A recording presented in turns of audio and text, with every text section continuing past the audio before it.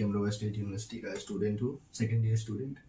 और अभी सुबह के 8 बज रहे हैं और हम ब्लॉग शूट कर रहे हैं इसलिए कि क्या है कि वेदर इधर का थोड़ा ख़राब हो गया था, तो हम तो अपने टीचर से रिक्वेस्ट किए कि जो है ना हमारा क्लास जो है कैंसिल कर दो सुबह वाली। तो क्लास कैंसिल होने की वजह से हम ब्लॉग शूट कर पा रहे हैं। और आप लोग को याद होगा कि जब हम फर्स्ट ईयर में थे तो हम एक ब्लॉग डाले थे अपने चैनल पे, और अब हम सेकेंड ईयर में आ गए तो दूसरी ब्लॉग को हम जो है ना अपलोड करने की सोच रहे हैं। तो इससे आप हमारे कंसिस्टेंसी को भी समझ सकते हो कि कितना कंसिस्टेंट यूट्यूबर। कंसिस्टेंट यूट्यूबर है हम बहुत। लेकिन बात ये नहीं है कंसिस्टेंसी की, बात ये है कि जब भी हमारी वीडियो आएगी तो उसमें कुछ ना कुछ इन्फॉर्मेशन आपके लिए रहेगी। तो चलिए जो है ना स्टार्ट करते हैं वीडियो कुछ इन्फॉर्मेटिव बातों से।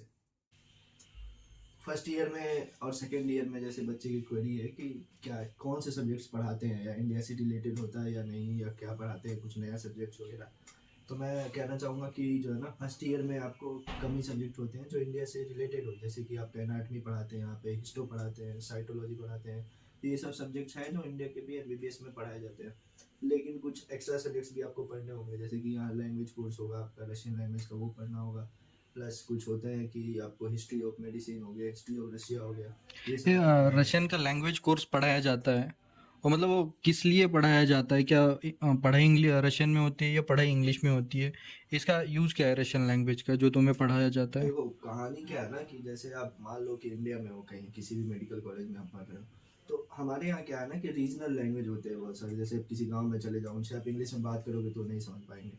तो उनको उन्हीं के भाषा में हम समझाना मतलब चाहिए कि हाँ भाई, जिससे कि आपको भी आसानी हो समझने में और लोगों को पता लगे कि ये भी हमारे इधर का ही है, ऐसा करके। और हाँ, स्टेट टू स्टेट ये भी होता है ना कि ऑल इंडिया कोटा में 15% में जो बच्चे यहाँ इस मतलब एक स्टेट से दूसरे स्टेट जाते हैं, जैसे अगर तुम यूपी के हो या मैं महाराष्ट्र का हूँ, अगर मैं नीचे साउथ में जाना चाहता हूँ, कर्नाटका हो गया, तमिलनाडु हो गया या केरला होगा, तो उनकी नेटिव लैंग्वेज तो इंटर्नशिप के लिए सीखनी ज़रूरी है। आनी चाहिए। क्योंकि इंटर्नशिप जो है तो उसमें तो भाई नेटिव लैंग्वेज में ही बात होगी, पेशेंट थोड़ी ना इंग्लिश बोल पाएगा, या आप पेशेंट को थोड़ी ना इंग्लिश में समझा पाओगे। देखो क्या होता है ना कि अगर आप बड़े शहर में हो तो ठीक है, चलो कुछ लोग इंग्लिश समझ भी जाते हैं, लेकिन जैसे जैसे आप गांव की तरफ जाओगे, प्रैक्टिस करोगे कहीं विलेज एरिया, रूरल एरियाज में, तो वहाँ पे लोगों को अपनी भाषा ही सिर्फ आती है। मतलब वो नहीं चाहते कि कोई उनसे दूसरे लैंग्वेज में बात करे, क्योंकि तकलीफ होगी आपको भी अगर किसी दूसरे भाषा में हम लोग बात करने लगे आपसे भी, तो क्या ही है, समझ में भी नहीं आएगा, प्लस दिक्कत आएगी थोड़ी कम्युनिकेशन में। तो यहाँ मेन रशियन लैंग्वेज पढ़ाने का ये 3 साल के लिए पढ़ाते हैं, ताकि आप इतना सीख जाओ यहाँ का लैंग्वेज कि आप पेशेंट का और डॉक्टर का, ये दोनों के बीच का जो कम्युनिकेशन गैप होता है उनको आप कम कर सको। ताकि मान लो कोई पेशेंट आए और आपसे बोले कि जैसे मेरा सिर दर्द हो रहा है, आप समझ ही ना पाओ, तो आप क्या डायग्नोस करोगे? क्योंकि यहाँ हमें हॉस्पिटल वगैरह भी जाना होता है, प्रैक्टिस होती है, तो उसके लिए लैंग्वेज जरूरी है। ऐसा कोई बर्डन वगैरह नहीं है, आप इजिली पास हो जाओगे सीखने में। अगर आप इंटरेस्टेड हो तो आपको तो और बढ़िया आपके लिए फिर। और रही बात सेकेंड ईयर की, तो सेकेंड ईयर जो होता है ना रशिया में, वो मेनली आप इंडिया से कंपेयर कर सकते हो, क्योंकि मोस्टली ऐसे सब्जेक्ट्स पढ़ाए जाते हैं जो इंडिया में फर्स्ट प्रॉप में पढ़ाए जाते हैं। जैसे कि आपका एनाटमी तो चलेगा, एनाटमी यहाँ पे 3 सेमेस्टर के लिए चलती है। प्लस आपका न्यू सब्जेक्ट्स में बायोकेमिस्ट्री ऐड हो गया, फिजियो ऐड हो गया, प्लस आपका माइक्रोबायोलॉजी, पैथ, या 4th सेमेस्टर में पैथोलॉजी भी स्टार्ट हो जाएगी हमारी, और माइक्रोबायोलॉजी भी स्टार्ट हो जाएगी। तो सेकेंड ईयर से आप कह सकते हो कि मैं जो है ना इंडिया से कंपेयर कर सकता हूँ सब्जेक्ट्स को, अब्रॉड के सब्जेक्ट्स को ऐसे। तो नेक्स्ट क्वेश्चन आया था हमारे पास कि आप जो है ना यूनिवर्सिटी का क्या सीन है, यहाँ पे एक ही बिल्डिंग में सब क्लासेस लगती हैं या अलग अलग क्लासेस है, हॉस्पिटल वगैरह का क्या सीन है? तो देखो क्या है कि रशिया में मोस्टली ऐसा होता है कि आपकी अलग अलग जो है ना यूनिवर्सिटी की अलग अलग बिल्डिंग्स होती है, उनमें आपकी अलग अलग क्लास लगती हैं। जैसे अभी हम अपनी बात कर ले तो हमारी अभी मेजर क्लासेस 3 बिल्डिंग में हैं, जो कि फर्स्ट बिल्डिंग, सेकंड बिल्डिंग है और एक 7th बिल्डिंग है। तो 7th बिल्डिंग तो जस्ट हमारे हॉस्टल के पीछे ही है। मुझे लगता है कि 100 मीटर होगा डिस्टेंस में। एक खिड़की से तो दिख रही है ना। और ये खिड़की से भी दिख जाती है उसकी बिल्डिंग, ये बहुत नज़दीक है। इसमें मोस्टली वो क्लासेस लगती है जिनका हमें प्रैक्टिकल करने की ज़रूरत नहीं होती है, मोस्टली थ्योरी क्लासेज है। बाकी जो प्रैक्टिकल की क्लासेस लगती है वो मेजर क्लासेज है, और वो फर्स्ट बिल्डिंग में, सेकंड बिल्डिंग में लगती है, जो कि यहाँ से करीब 3 किलोमीटर के आसपास में है। तो उसके लिए भी दिक्कत वाली बात नहीं है, क्योंकि यहाँ पे पब्लिक ट्रांसपोर्ट बहुत बढ़िया है, और प्लस आपके लिए बसेस वगैरह है, टाइमिंग है बसेस की, अब जाओ बस स्टॉप पे बस पकड़ो और आराम से जाओ। और क्या है कि क्लास की टाइमिंग के बस स्टॉप और यूनिवर्सिटी बिल्डिंग या हॉस्टल बहुत मतलब ऐसा दूर है क्या? नहीं नहीं नहीं, सब मतलब अपने हॉस्टल से और बस स्टॉप की दूरी देखोगे तो मुझे हार्डली 500 मीटर होगा वो मैक्सिमम। वो भी जब आप जो है ना सब बच्चे उधर जाते हैं तो आपको वो भी डिस्टेंस कुछ लगेगा नहीं कि भाई तुरंत तो पहुंच गया, ऐसा ऐसा ही लगेगा मतलब। और क्या है कि बस आती है हर एक, मुझे लगता है 20-25 मिनट पे एक बस आएगी। आप जाओ आराम से, आपको यहाँ आने के बाद बस का नंबर बता दिया जाएगा कि कौन सी बस आपको लेनी है, आराम से बैठो और पहुँच जाओ। प्लस ये है कि कुछ लोग पूछते थे कि भैया टाइमिंग क्या होती है, कैसा बिजी शेड्यूल तो नहीं है, सेल्फ स्टडी का टाइम तो मिलेगा हमें। तो देखो क्या है कि टाइमिंग आपको उस हिसाब से यहाँ पे मिलेगी जो कि आप सेल्फ स्टडी भी कर सको, प्लस आप यूनिवर्सिटी का भी पढ़ाई कर सको। बात ये है कि आप कितना उसमें अपना टाइम देते हो। तो अगर मैं अपनी टाइमिंग की बात करूँ तो यहाँ हमें शेड्यूल मिल जाता है आपको क्लास स्टार्ट होने से पहले, और वो शेड्यूल एक सेमेस्टर के लिए होता है और वो फिक्स शेड्यूल होता है, जैसे आपको फॉलो करनी ही करनी है।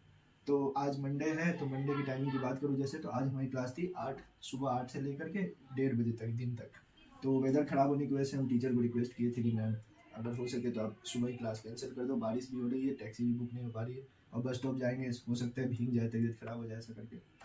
तो हमारी क्लास कैंसिल हो गई। इस तरह से डिज़ाइन होता है ना कि आपको भी दिक्कत वाली बात मतलब फील नहीं होगी, प्लस आपको सेल्फ स्टडी की भी टाइम मिल जाएगी, और मैक्सिमम क्लासेज 5 बजे तक ओवर हो जाती है शाम को। नेक्स्ट क्वेश्चन हमारे पास ये आई थी कि भैया जैसे कि हम सबको पता है एमबीबीएस की पढ़ाई तो थोड़ी है, टफ है, तो क्या हम अपनी यूनिवर्सिटी में ऐसा है कि कुछ एक्स्ट्रा करिकुलम एक्टिविटी कर सकते हैं? जैसे इंडिया से आने वाले कुछ बच्चे होते हैं जिन्हें स्पोर्ट्स में काफ़ी इंटरेस्ट होता है, या कुछ जिम फ्रीक होते हैं, तो उनके लिए मैं बता दूं कि जिम वगैरह तो यहाँ पे बहुत ईजिली अवेलेबल है, प्लस आपको प्राइस भी कुछ हाई नहीं है, सही है, अफोर्डेबल प्राइस है। प्लस स्पोर्ट्स वगैरह की बात करूँ तो हमारी यूनिवर्सिटी में बैडमिंटन कोर्ट है, आप बास्केटबॉल खेल सकते हो, वॉलीबॉल खेल सकते हो, प्लस स्विमिंग पूल है यूनिवर्सिटी की तरफ से आपको प्रोवाइड कराई जाएगी। वो आप कोच से बात करोगे कि कोच मुझे जो है ना बैडमिंटन की जगह स्विमिंग पूल करा दो, तो आपको वो भी करा देंगे स्विमिंग पूल। तो ये सब एक्स्ट्रा करिकुलम एक्टिविटी यहाँ पे वीक में आपको 1-2 दिन जो है ना वो कराते ही हैं। एकदम आपको ऐसा फील नहीं होगा कि मेरे ऊपर कुछ बर्डन है स्टडी का, ऐसा कुछ। आप इजीली आप जो है ना खेल कूद के साथ मज़े में पढ़ाई भी कर सकते हो और एक्स्ट्रा करिकुलम भी कर सकते हो। तो मैं अगर अपनी बात करूँ तो मैं भी बैडमिंटन खेलता हूँ, ऐसा नहीं है। तो मेरे पास भी 2 मेडल पड़े हैं यहाँ पे, मैं यूनिवर्सिटी की तरफ से खेला था तो 2 मेडल मैं जीता था, तो वो भी पड़े हैं। तो आप ऐसा नहीं समझो मैं झूठ बोल रहा हूँ, ये बात सच है कि ऐसा यहाँ पे आप कर सकते हो, टूर्नामेंट्स वगैरह में पार्ट ले सकते हो और आप अपना स्किल दिखाओ, फिर यहाँ पे क्या ही दिक्कत है। ऐसा यही है कि आप यार तो आप लोगों का भी ऐसा क्वेश्चन होगा कि भैया आप जो इतना बताए तो क्या आप भी किसी टूर्नामेंट में पार्ट लिए हो या नहीं लिए हो? तो देखो मैं कहना चाहूँगा कि आप लोगों के जैसे भी मैं भी एक स्टूडेंट हूँ और मुझे भी स्पोर्ट्स में थोड़ा इंटरेस्ट है। तो स्पोर्ट्स में जहाँ तक बात है कि मैं बैडमिंटन खेलता हूँ, तो मैं बैडमिंटन खेलता था और मुझे था कि चलो टूर्नामेंट में पार्ट लेते हैं, देखते हैं कि क्या होता है, अपना लक आजमाते हैं। टूर्नामेंट में पार्ट लिया, तो किस्मत अच्छी थी मेरी, और आप जानते हो कि इंडियंस है हम, तो खाली हाथ तो आएंगे नहीं। तो हम लोग टूर्नामेंट में पार्ट लिए और अच्छी किस्मत होने की वजह से थोड़ा जो है ना 2 मेडल हम लोग को मिल गया। तो आप देख सकते हो यहाँ कि एक मेडल है, सेकंड पोजीशन है, सिल्वर मेडल, और रशिया का फ्लैग का स्ट्रिप है, और ये गोल्ड मेडल हम लोग को, मतलब हम लोग को नहीं पर्सनली मुझे मिला, क्योंकि मैं तो डबल्स खेल रहा था, मैं और एक और पार्टनर, हम दोनों थे। तो ऐसा नहीं है कि यहाँ पे जो टूर्नामेंट कराते हैं वो सिर्फ आपके मजे के लिए कराएंगे। आप अपना स्किल दिखाओ, मेडल जीतो, सर्टिफिकेट जीतो, रशियन के साथ मैच होंगे आपके, और क्या होगा कि जैसे आप ये जीतते जाओगे ना तो प्रॉपर आपकी यूनिवर्सिटी में आपका नाम आएगा कि हाँ इस ईयर का ये स्टूडेंट था, इसने ये जीता। तो आगे चल के आपको कभी स्कॉलरशिप वगैरह मिलना हो तो इसमें आप हेल्प हो सकती है आपकी। आप क्योंकि बता सकते हो कि मैं पढ़ाई में अच्छा था, प्लस मैं एक्स्ट्रा करिकुलम भी किया हूँ, इससे यूनिवर्सिटी का नाम और इंडियंस का नाम भी मतलब सही ऊँचा होगा। तो ये सब आप कर सकते हो, यूनिवर्सिटी प्रोवाइड कराती है, कोई टेंशन वाली बात नहीं है। ओके।